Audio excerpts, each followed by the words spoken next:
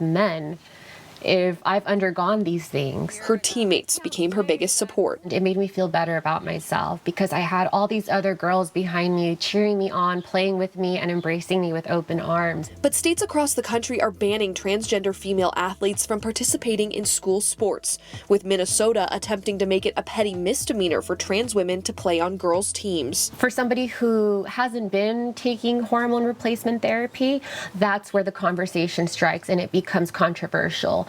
Because, biologically, physically, these people do have somewhat of an advantage. But Abby believes there is a way for everyone to play fairly. I think that's when we really need to take into consideration, your hormones, whether or not you've been transitioning and you've been repressing the testosterone. The solution may not be simple, but she hopes in the end, acceptance wins.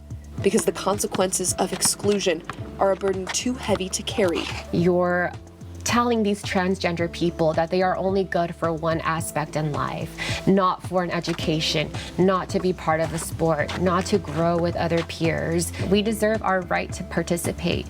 Regardless of whatever sport, activity it is, we are here to stay. I'm Alexa Liaco reporting. We've got much more for you coming up. An LA Clippers basketball player throwing some shade at the state of Utah. We're going to have more on what he said in an interview that could get him some flack when his team comes to town tomorrow. President Biden calls Russia's president a worthy adversary. I'm Lauren Blanchard in Geneva, Switzerland, with a preview of their Wednesday summit coming up. Police say they have made an arrest in connection with a homicide in West Valley City. The body of 27-year-old Juan Guerrero was found in the backseat of a car near Granger Medical Clinic on the morning of May 26th. Detectives were able to find a young man who dropped the car off with the body in it at the clinic. The minor told police that Guerrero was shot and killed at a home near 18th West and Hyannis Avenue by 22-year-old Michael Malera. Malera later admitted to shooting the victim, but told police it was an accident. He's being held now without bail. Day 7 now of President Biden's multi-stop trip to Europe. Lauren Blanchard is in Geneva, where the president will be holding his final meeting. President Biden will wrap up his first foreign trip here in Geneva, meeting with a man he describes as a worthy adversary. President Joe Biden arriving to Geneva, the lakeside city playing host for the latest meeting between U.S. and Russian leaders. The much-anticipated sit-down with President Vladimir Putin coming as both say relations between the two countries are at a low point. And I'm not looking for conflict with Russia, but that we will respond if Russia continues its harmful activities. President Biden's final stop of his first foreign trip will conclude 8 days of meetings with world leaders, including today's EU-U.S. summit, where they announced a trade deal on aircraft. I think we do share just the same basic values. Following Monday's NATO summit, world leaders put out a communique blasting Russia's, quote, aggressive actions, saying until Russia demonstrates compliance with international law and its international obligations and responsibilities, there can be no return to business as usual. I'm going to make clear to President Putin that there are areas where we can't cooperate if he chooses. And if he chooses not to cooperate, then we will respond. We will respond in kind. Ahead of the summit, President Putin said he is willing to extradite cyber criminals to the U.S. if President Biden is willing to reciprocate. In Geneva, Lauren Blanchard, Fox News. Well, minutes after beating the Jazz last night, that was tough already. A Los Angeles Clippers player then took a verbal shot at Utah, but not the team, the entire state. No, he won't be coming to Utah. I don't know anybody that want to go to Utah. So, he's gonna stick it out here in LA, and we'll see him when we come back. That's Marcus Morris of the Clippers. He was asked whether his twin brother Markieff would fly to Utah to watch him play in Game 5 of the Western Conference semifinals. My, oh my. We'll just keep our little secret to ourselves about Utah being a pretty great place. Utahns can let Morris know how they feel about his comments tomorrow when the series returns to Salt Lake City at Vivint Arena for Game 5. New now, at noon, we are learning Dan Reynolds of Imagine Dragons is donating his childhood home near Los Angeles to the group In Circle, an organization dedicated to providing a safe space for LGBTQ youth. The home is a part of a major donation made by Reynolds, Apple CEO Tim Cook, and Utah Jazz owner Ryan Smith. The property is in Circle's first resource center outside of Utah, where the organization is based. The nonprofit also makes free and low-cost counseling available for LGBTQ people and their families. Today, Big Buddha learning all about pool safety at Canyon Hills Park. We want to check in with them and get a little advice from the experts about some measures that we can all take to stay safe this summer. I forgot at the end of that last segment, not only Dr. Monroe was handsome, but he's also smart. That's why he's a doctor, because he's smart. He knows what he's doing, guys. Welcome back. I love these segments because I, as a parent, I always forget about what to do. I'll get here, read a book, pull out an iPad, and I forget oh, wait a minute, I'm watching kids. I forgot about that. So please, Doc, help me out. In this segment, we'll call this Things We Need to Know When You're Around Any Body of Water. Please help me out. That's right. So Utah ranks 22nd of all the states for drowning deaths. And I think the most important thing is that it's not just a body of water like your community pool or out like by a river or a lake. It's also your home pool. Yeah. It's also your bathtub, a bucket of water. Any water that's freestanding can be dangerous for children. The most important things to know are that children need to be kept safe. They need to be supervised. I always suggest to families when they come to a community pool or at their home pool, always have a water watcher. Designate somebody who's going to watch the water at all times and then swap that out every half hour or so. I'm a water watcher. Yeah, keep an eye on the water.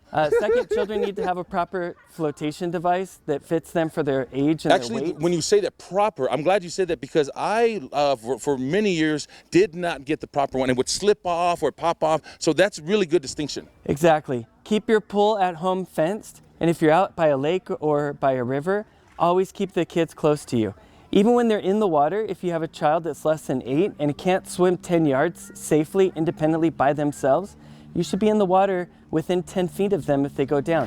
It takes 10 seconds for a child to be submerged in the water. It takes 2 minutes for them to go unconscious. After about 7 minutes, they can have permanent brain damage. So it's really important to stay close to the children, make sure they're properly restrained. Early education about swimming, getting into swim school or getting swim lessons at an early age is appropriate. And then when you're a parent at the pool, stay off your phone. Use your phone as a camera, and that's about it. Try to stay off all of the media and everything. Yeah. Be engaged, be at the pool, enjoy life. We've all been locked down for a long time. Yeah. Now it's the time to get outside and enjoy it, but let's do it safely. Do it safely. Website for more info.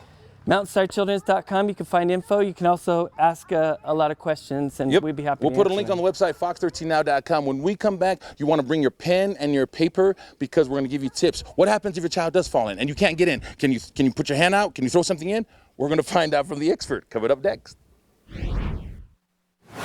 Yeah, great topic to cover, especially in this hot weather. We all want to head to a pool or a body of water to cool down a little, Danny. I think that's the only place you're going to want to be today, Amy, or an air-conditioned someplace. But being in the water will feel so nice. But a lot of us may want to limit our time outside. You're going to notice smoke and haze today. It's hot, it's sunny, and it's hazy. Take a look at our Ochre Cam. This is a big change from the last couple days. It's hard to even see off the mountains across the horizon. And here's the thing, our air quality is going downhill this afternoon. And in the last hour, many of our levels, especially on the east side of the Salt Lake Valley, have turned to moderate. And we're going to be going in depth on our air quality coming up at 12:30. But I want you to know it's going to be tough to spend too much time outside today, not only because of the heat, but because of our air quality. We're already nearing 100 degrees in Salt Lake City. It's a scorcher today, folks. And that's why we have our first alert action day in place, is because we're dealing with dangerous temperatures. And yes, you have a breeze, but it's not a calm breeze. It's a breeze coming from the southwest that's really warming us up. Take a look at the Wasatch Front. Ogden already in the triple digits. Tooele at 100 degrees. And Park City now nearing 90 degrees. We'll zoom things out. Low 90s now in St. George. It's been taking a little bit of time for folks in southern Utah to warm up. Not as quickly as we suspected, mainly because we've noticed more smoke from out-of-state wildfires. But we do have fair skies for the most part. A few high clouds that are popping up in eastern Utah. But northern Utah, a whole lot of sunshine, but it's tough to even see because of that haze. High pressure continues to dominate, but here's the thing. It's far enough south right now. We're staying dry and hot, but we're going to start to see the impacts of this trough of low pressure that's going to be driving by just to the north of us. It's not going to do a whole lot. It's not going to bring us the rain we need. We get shortchanged by that, but it is going to send a dry cold front into Utah tonight. And it's also influencing that southwesterly flow, which is going to create high fire danger today. It's going to be gustier than it was yesterday. Gusts up to about 40 miles per hour. So we do have a red flag warning for much of the state in place because of those strong gusty winds, that nasty combination of gusty winds, low relative humidity, it's dry, and it's hot out there. So I want to make sure that we're all staying vigilant on a day like today. And things to keep in mind when we want to stay safe in the heat. And it's things we all know, you know the name of the game, but sometimes we need to be reminded of that. You know, never leaving kids or pets in the car, drinking plenty of water, staying hydrated, and if you can, taking breaks in the shade, and also making sure you're wearing sunscreen when you're out, especially in the peak heat of the day. And if you can, stay indoors. That's the best choice today because we're reaching 105 degrees. This is going to be warmer than yesterday. Couple things. This will break our record today, but this could tie a record for our hottest day in June, which is 105 degrees. Holding on to the triple digits along the Wasatch Front. 111 in St. George today, 100 in Price. And tonight, it is going to be a bit cooler than it was last night into this morning, but still on the warm side. You've got those upper 60s along the Wasatch Front, 77 in St. George. In southern Utah, next 7 days, you know, things aren't changing. We're not seeing too much relief. That cold front isn't impacting you. The best chance for some cooler temperatures is going to be on the actual first day of summer on Sunday when we hit 109 degrees. Northern Utah, you're going to notice a change tomorrow. We're down to the mid-90s, which is going to feel a lot better than 105. But then those temperatures slowly start climbing back to the upper 90s by the beginning of the weekend. Amy? Thanks so much, Danny. We've got much more for you still to come here on Live at Noon. Ferrari breaking into the fashion industry. We're going to look into how coming up in Money Watch.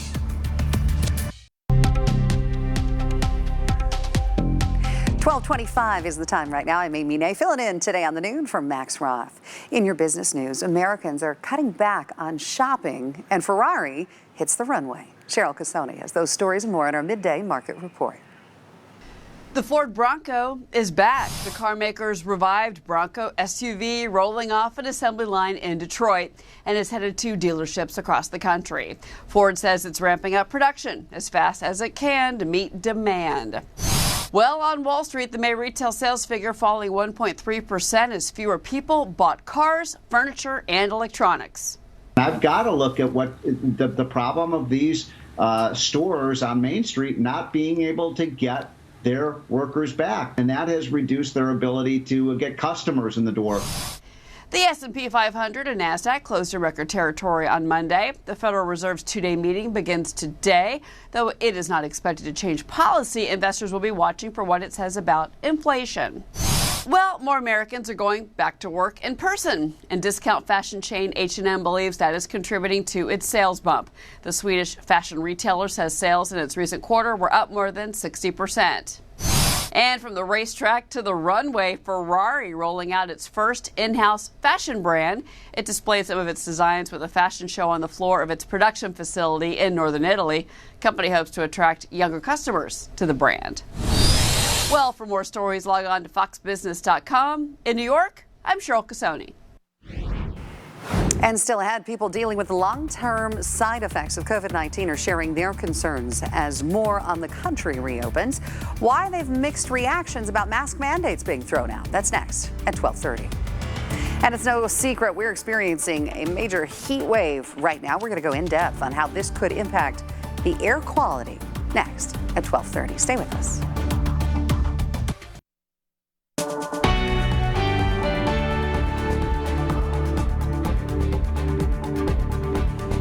Welcome back. 12:30 right now. We're in the midst of a heat wave, and that can cause problems for our air quality in multiple ways, from ozone to wildfire smoke.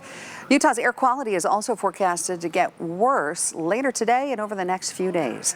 The Utah Department of Environmental Quality expects it to become unhealthy for sensitive groups in Salt Lake, Utah, and Davis counties. We are going in depth on Utah's summertime air quality issues, and for more on this, we are joined live via Zoom by Bryce Bird, the director of Utah's Division of Air Quality. Thanks so much for joining us today. Thank you for having me. Yes. All right. So walk us through what factors impact summertime air quality the most. I think we're used to seeing that haze that builds in January and February. What are the factors here involved with the summer? Well, it's really the same sources of air pollution. So it's us, our driving, some of the consumer activities that we have produce emissions that are then trapped in the valleys, especially during periods of summertime stagnation. Of course, today we have some wind coming through, which is keeping some of the ozone values down. But we see two pollutants of concern. One is ground level ozone, or urban smog, which primarily impacts our metropolitan areas. And then, of course, wildfire smoke. We're seeing that as well, being brought into the valleys and impacting people because of the wildfires that are to our south today, and as the wind shifts, perhaps from our north tomorrow. Yeah, I think we can all agree that's not something you want to see when you look out across the horizon, is that thick smog or the smoke that settles into the valley. Are there things that Utahns can do to try to lessen the impact of the bad air during our summer days? So really, two things. One is protect yourself. So if people are sensitive to air pollution, if they have a lung condition, a heart condition, are elderly or young, really it's common sense things. If you're being impacted by smoke, move indoors, try to get out of that impact, especially reduce exertion, because the more air we bring those pollutants into our lungs and have that impact as well. So that's what we can do to protect ourselves. On the other hand, most of our air pollution comes from our cars and trucks. And so think about, especially during this time when we have conditions in place where we can see elevated pollution, think about driving less, driving smarter, perhaps carpool. And there are a number of tips that people can use. The organization UCAIR, that's UCAIR.org, has tips for things that anyone can do to reduce their impact on air pollution, especially during Yeah, absolutely. We talk about going indoors. I mean, is it still something that's affecting people there as well? You know, in winter we are inside more. Summer we're usually outside, except for on a day like today. How does that impact folks who are inside as well? So the air handling systems inside of buildings, because ozone in particular is very reactive, it doesn't last very long once it has surfaces to react with. So once you move indoors, especially for those heavy exertion activities, the levels are much lower indoors because of the surfaces that it can interact with, and then the air conditioning and air handling systems that also provide some protection from those high levels of ozone. Yeah, we learned so much by this conversation. It's fun to go in depth with you here today, Bryce. Thank you for that information. You know, we mentioned these classifications and designations, like, you know, the air quality is bad for those in sensitive groups. Who are we specifically, talking to with those? Who does this really apply to? So there's a scale of warnings from good air quality to extremely unhealthy air quality, and there's a color scale that goes with each one. And we're showing the one for today on the screen right now, just so you're aware of that one right there. The orange level is what we term unhealthy for sensitive groups, and that would be, again, children, the elderly, and those with a compromised respiratory system already. So it impacts all of us at some point in our lives. Of course, somebody that we love and care for. But that's who we're trying to focus on, providing levels of air quality that protect those that are most sensitive to the impacts of air pollution. And we're actually looking at some of the wildfires burning throughout the state right now. Boy, that's a tough one as well, because as an individual, we can't necessarily control that. I mean, we can be fire safe and try to do what we can on that end, but when the smoke comes into play, that can carry some dangerous carcinogens as well. Yes, of course, the particles with smoke are very similar to what we see in the wintertime. And those can impact the lungs and also actually transfer into the circulatory system as well and impact other parts of the body. So it is very important that we reduce that exposure. And of course, be careful with fire. As we come into fireworks season, let's keep our celebrations with that in mind, that we want to avoid wildfires and even that impact that comes from personal use of fireworks as well. Let's enjoy those community shows where they're available. Perhaps limit that exposure where we can, especially to those who are more sensitive to the impacts of air pollution. Giving us some great information today, Bryce Bird, Director of Utah's Division of Air Quality. We appreciate your time. Thanks so much, Bryce. Thank you very much. You ready to check back in on our live cam, our melt cam, we could call it, right outside the Fox 13 studios? Yeah, that is a little stick of butter Stick of butter, yeah. You want to maybe look bake at that. a cake? If we could see the overhead look, I bet it is starting to melt a little. Oh, I think in just a couple minutes that bad boy is going to start doing its thing. I saw chocolate out there. Oh my, anything will melt out there. Even us, we're melting a little when you walk outside. Danny Riverity tracking the heat this afternoon. You look like sunshine, but we're getting sunshine, haze, and extreme heat. I know, it's all things we want the rain right now, Amy. That's what we're hoping for, but we're stuck with the heat and also, as you mentioned, the haze and the smoke out there. And as we just talked a little bit about our air quality, I want to continue to go in depth and analyze the smoke that we're seeing, because if you were in southern or central Utah this morning, you saw a blanket of smoke, and this is mainly from wildfires that are outside of the state, and that's actually kept some of our temperatures from warming up as quickly as we expected they would. In addition to that, what we're going to notice going into this afternoon, along our northern Wasatch Front and in Cache Valley, we're going to start to see some smoke from a fire in southern Idaho pushing into northern Utah, and that is going to create some haze this evening and even this afternoon. And you can see, based on our air quality map, we talked about it a couple minutes ago, we're going from moderate to unhealthy for sensitive groups, but you're seeing all the yellow on the east side of the Salt Lake Valley, and that's the name of the game, all along the northern Wasatch Front right now. So if you can limit some of that time outside today, that's going to be the best bet, not only because of the heat, but also because of that air quality. We're at 100 in Ogden right now, upper 90s in Salt Lake City, mid 90s in Provo. So all along the Wasatch Front, if you put butter out there, it's gonna melt quickly on a day like today. We're at 93 right now in St. George. You can see why it's taking a little bit longer for it to warm up because of that smoke. 86 in Bryce Canyon, 91 in Price. And let's break down the rest of your day. By this afternoon, we're reaching 105 degrees. That's much warmer than it was yesterday. And if we do hit 105 degrees, we're going to be tying a record for the hottest day in June in Salt Lake City. That breeze is not going to feel calm and comfortable. It's going to feel more like a furnace. And even as you're heading home this evening, we're only dropping to 103 degrees. So during the peak hours of our heat today, best to stay inside, be in the shade, be in a pool, keep yourself cool, and make sure you're checking on the elderly or anybody that you think may need some help. We're going to be breaking down the next 7 days and also what you can expect. A little bit of a cool down. We'll talk about that coming up next. Amy? It's all relative, isn't it? All right. Yeah. Thank you, Danny. Today, the U.S. passed a grim milestone with more than 600,000 deaths since the start of the COVID-19 pandemic.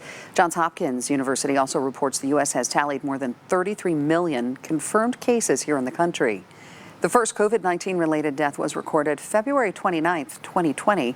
However, a few months later, 2 deaths in California were attributed to the virus after the fact. 8 additional countries have recorded more than 100,000 deaths. Mask mandates are gone in many places, and capacity limits at restaurants are lifted. But as Chris Conti shows us, for some Americans who have suffered incredibly during the pandemic, going back to normal isn't that easy.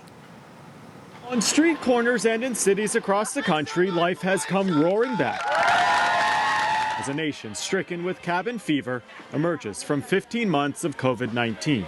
I struggle with it every day, and some days are better than others. But for people like Lori Bebko, there is no going back to the way things were. I understand we need to go back to normal at some point, whatever normal is. But we need to redefine normal, I think, because I don't see how we could ever return to the way we were before. Lori's brother Charlie caught COVID-19 the day before Christmas. He was gone by the 28th. It was that fast. So, we didn't even know he had it. The 44-year-old was one of the nearly 600,000 Americans who died from COVID. Lori still spends time with her younger brother every day. This is what I have left. Well, I talk to him every day. It's not just the loss of her brother, which makes a return to normalcy hard for Lori.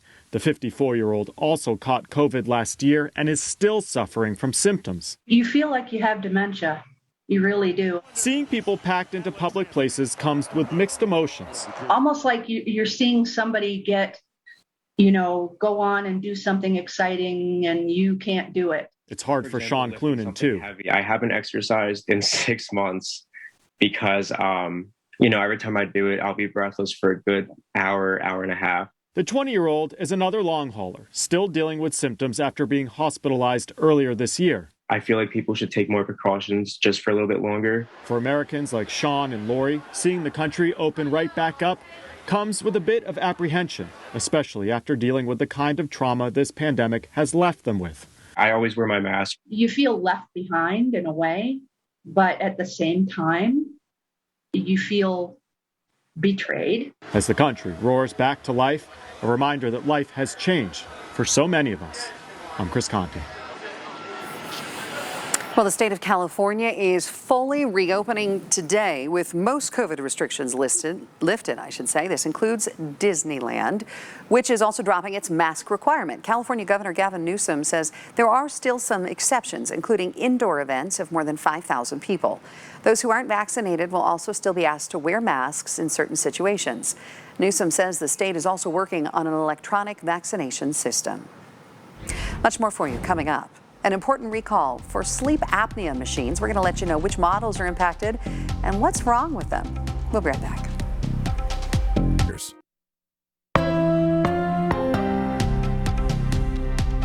Time right now, 12:44. Thanks so much for joining us today. In today's health news, Philips is recalling around 4 million sleep apnea devices. The issue is a soundproofing piece that can apparently disintegrate. They have found the piece could be carcinogenic and also runs the risk of being inhaled. Philips says they're working on a replacement piece and they will ship those out as soon as they have approval. But they still advise anyone using the recalled devices to consult with a doctor about an alternate option. For a full list of devices and more information, we've put it at fox13now.com. A 9-year study has found a startling relationship between high obesity rates and accessing medical care for it. Researchers at Rush University in Chicago did a state-by-state analysis of 100,000 bariatric surgery patients. They found that residents in some high obesity states were least likely to access bariatric corrective surgery. Midwestern and southern states have the highest obesity rates, but bariatric surgery rates are actually highest in New Jersey, Rhode Island, and Delaware, and lowest in Vermont, Arkansas, Alabama, and West Virginia. Time for a little entertainment news for you. The long-awaited arrival on the big screen of a beloved Broadway musical has included a controversy. David Daniel has that and more in our Hollywood Minute. You're right, Sonny. Calling the coroners. Maybe we're powerless, a corner full of foreigners. The musical In the Heights, about a vibrant Latino New York neighborhood, is drawing criticism for featuring darker-skinned Afro-Latinos in background and dance scenes, but not as main characters. The show's co-creator, Lin-Manuel Miranda, posted an apology on Twitter, saying, "In trying to paint a mosaic of this community, we fell short. I'm learning from the feedback. I thank you for raising it, and I'm listening." Bullet Train with Brad Pitt has an arrival date. Sony has scheduled the action thriller about 5 assassins who cross paths on a Japanese bullet train to pull into theaters on April 8th, 2022. In difficult times, we all cling to the hope of a better future. Love Welcomes works with women and families who've been through the very worst of times. U2's The Edge is teaming with Love Welcomes to give refugee women employment and support. They're creating and selling unique guitar straps, which include strips of refugee life vests worn as they cross the Mediterranean. More info at lovewelcomes.org. In Hollywood, I'm David Daniel. All right, today, Big Buddha learning all about pool safety, an important topic at Canyon Hills Pool. We want to check with him to get some advice about the expert measures that we should all be taking to stay safe this summer. One more, guys, and this one might be the most important. Everything that Dr. Moe is talking about is important, but these are the things that you're going to actually, I'll call these actionable items, if you will, things you can do in case something happens.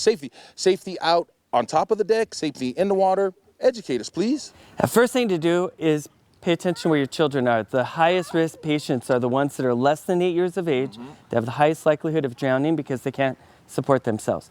First thing to do, if you can't find anybody, look at the water first before you start looking around where else they can be. Right. If you see a child submerged, you want to pull them out and then practice basic CPR skills. I actually recommend to my family, and my wife even has in her pool bag a resuscitation mask to provide CPR if it was needed. It's important to pull the children out, feel for pulses, initiate CPR, call for EMS services to come down.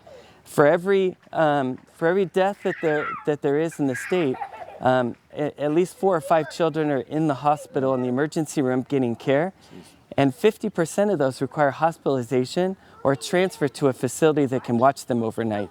The burden on the family emotionally and economically is vast, and simple measures to prevent those types of injuries are the most important things. And all of that happens because we just didn't pay attention, right? You came someplace to have fun, and now that all happened. So the most important thing that I hear when I see a child in the hospital is, I only lost sight of them for a second.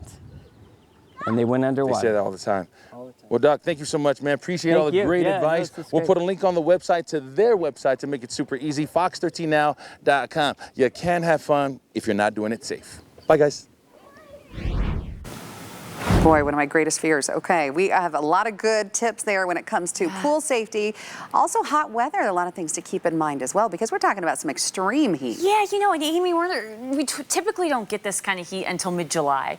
And so that's the big thing why we need to talk about these safety tips, is because even though we know the name of the game when it gets this hot, it just hasn't been this hot in a long time. And you can see over the last 7 days how things have quickly changed. From the end of last week, we were in the upper 70s. Ah, that sounds so nice, right? And now we're in the triple digits starting Sunday, and you can see how many days we've been in the triple digits so far. So record heat again today. In Salt Lake City, we're expected to hit 105 degrees. That would be breaking our old record of 102 degrees. So we are back to record-breaking temperatures today, and that's the big reason we have this first alert action day in place. Is we want you to stay prepared and we want you to stay safe. We're reaching the upper 90s right now in Salt Lake City. That's feeling like 93. Breeze coming from the south, 21 miles per hour. It's not a refreshing breeze. Feeling more like a furnace, as we've been talking about. But you can see those upper 90s all along the Wasatch Front. 100 already in Tooele, nearing 90 now in Park City, and we're at 93 degrees in St. George. Fairly clear skies for the moment, a whole lot of sunshine, but it's really hazy, and that's because we're dealing with the smoke and the bad air quality right now. So the best option is to try to limit some of that time outside. You can see indicated by the reds and the oranges that high pressure has been the dominating feature over the last couple days.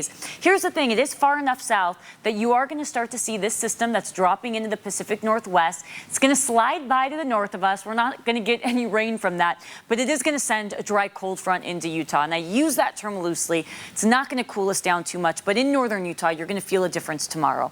So let's make sure we're all staying safe in the heat and getting through this together, drinking lots of water, staying hydrated, as we've been talking about, limiting some of that strenuous activity during the heat of the day. So really from 11 o'clock in the morning till 4 o'clock in the afternoon, and just checking on some of those people you think might need some of that help. It's dangerously hot today. In Salt Lake City, as we've mentioned, peaking at 105 degrees.